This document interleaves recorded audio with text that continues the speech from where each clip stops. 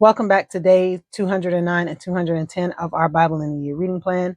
As you may have guessed, today is our catch-up day, and we are going to do a brief reflection today on Isaiah chapter 53. Remember, this past week we read Isaiah chapters 47 to Jeremiah chapter 1, but our reflection is coming from Isaiah chapter 53, and the question for that chapter says, reflect on the description of the suffering servant in Isaiah 53, which is a prophecy about Jesus. How does understanding Jesus' sacrifice for your sins deepen your gratitude and commitment to follow him? And so I'm going to read Isaiah 53 starting at verse 3, and then we're just going to kind of discuss what happened with him. And so it says, he was despised and rejected, a man of sorrows, acquainted with deepest grief. We turned our backs on him and looked the other way.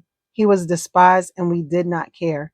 And so Jesus was despised by the people. They, especially the religious leaders, the Pharisees, the Sadducees, they despised him. They did not like him. And he was despised by these people, not for his own sake, but for our sake.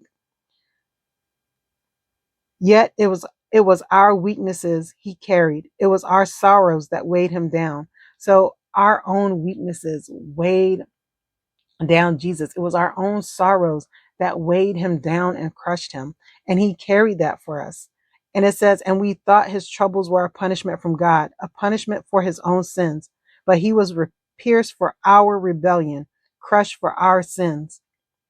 He was beaten so we could be whole. He was whipped so we could be healed. All of us, like sheep, have strayed away. We have left God's paths to follow our own. Yet the Lord laid on him the sins of us all. He was oppressed and treated harshly, yet he never said a word. He was led like a lamb to the slaughter. As a sheep is silent before the shearers, he did not open his mouth. Unjustly condemned, he was led away.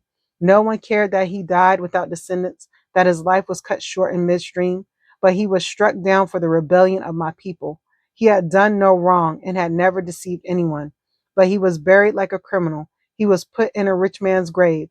But it was the Lord's good plan to crush him and cause him grief. Yet when his life is made an offering for sin, he will have many descendants.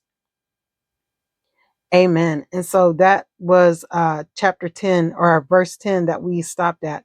But Jesus did all of this for us. That those passages said that we have all gone astray. We have all fallen off the path. And even now as Christians, we still go astray. We still go off the path that God has marked us on, and we get distracted by the things of this world and we leave the path. But Jesus, knowing all of this, took all of our sins. He took all of our transgressions. He took all of the punishment that we deserved upon his shoulders, and he carried that weight, and he sacrificed himself for us. And so I am just so grateful and thankful for Jesus' sacrifice for my sins, because it says he carried all of our sins, not just some of our sins, but he carried all of our sins, the sins of all people, so that we can be brought back in right relationship with God. And that to me is such a blessing and something to be grateful for. And then, it says he was whipped for our healing, and that he was beaten for us to be made whole again. And without Christ, we cannot be made whole. We will always be broken people, trapped in our sins, trapped in our guilt, in our condemnation. But because of Jesus' sacrifice, because he took our sins and our rebellion upon him on the cross, we have freedom. We have freedom from those sins. We have freedom to worship God and to follow God and to chase wholeheartedly after God.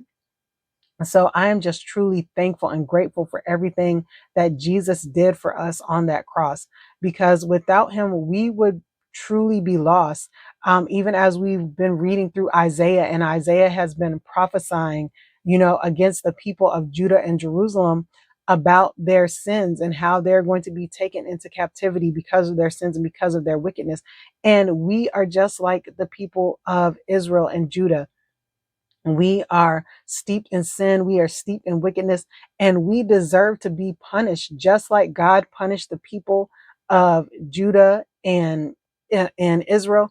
we deserve to be punished. We deserve to have, famine and war and pestilence and just the weight of God's justice put on us. But because of Jesus, we don't have to suffer the God's wrath. Yes, we will suffer the consequences of our sins, but we don't have to suffer God's wrath. And I just thank Jesus for taking God's wrath and it being poured out on him on the day of his crucifixion, and that he carried that for me.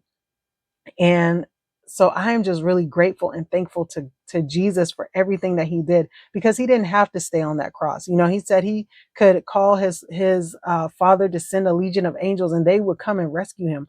But instead, he took the weight and the sins of the world upon his shoulders. And that is just such a beautiful thing. So I am truly grateful and thankful to Jesus. And I pray that you will go back and reflect on Isaiah chapter 53 and what we read today, verses 3 through 10, and really sit back and think and reflect. Think about everything that you have done, all the times that you have messed up, and Jesus taking those sins and carrying them on the cross for you, in spite of the fact that you were going to rebel against God, that you were going to do your own thing and go your own way, that Jesus still carried those sins on the cross for you. And because of that, you have forgiveness of sins. The only thing that we have to do now is repent and turn back to God. And we, as men and women of God, should renew our commitment to following Jesus daily when we really sit back and think about all that he has done for us.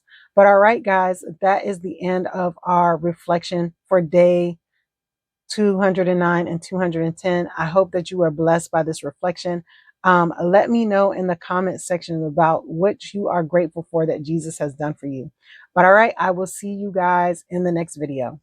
Bye.